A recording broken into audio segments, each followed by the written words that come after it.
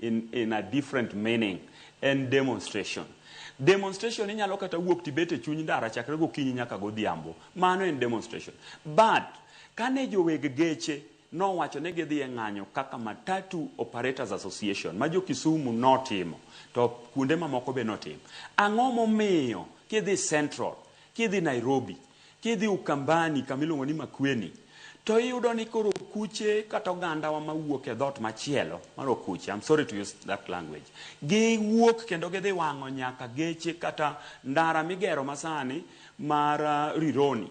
Igolo nyaka geche ma contractors matiyo magero ndara mar jo Kenya mitiyo gosuru mar jo piny tiketho. Mano ken ng'anyo. Mago gin jogo madwa duoko uchumi mar Kenya chien.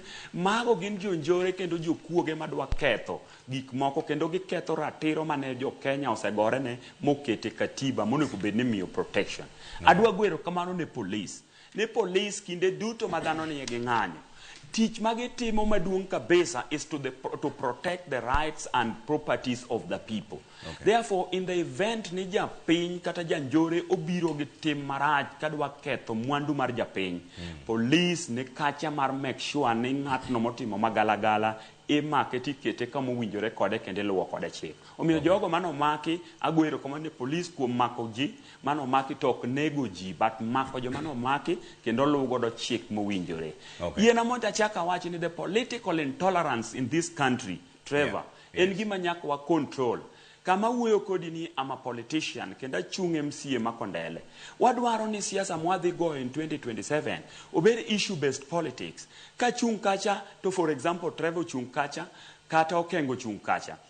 Okengo chung to wacho ne jopiny ni an adhi konyo e yore mag somo koluwore kama. For example an kaka MCA tije na gin adek: representation, legislation gi oversight. Ka wuoyo gi jopiny takono gini in terms of representation abiro wuotho e dhoudi ka dhoudi kata e unit ka unit tachoko pach jopiny in terms of orders and priorities of gik magidwaro tadhi tero before the county assembly mo articulate gi to gibedo approved in the floor of the house, then watero gi ne the governor ma is the head of the implementation.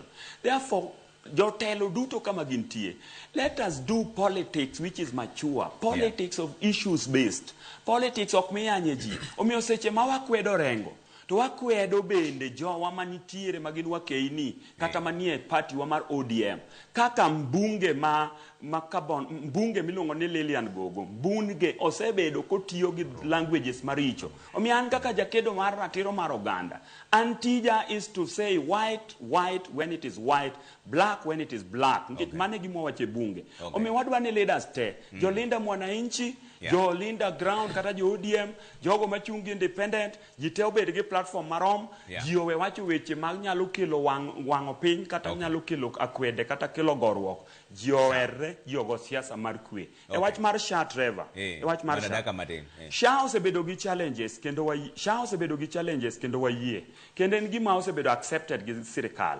Wang'eyo maber no luga ma ochung' ne weche mag medical. Owacho maber ni challenges nitie, but there is work in progress. Kawuono nitiere yengo kata bero minyalo timie osiptande wa referral kata mano osiptande wa man piny kuonde gi kaluwore gi weche mag SHA.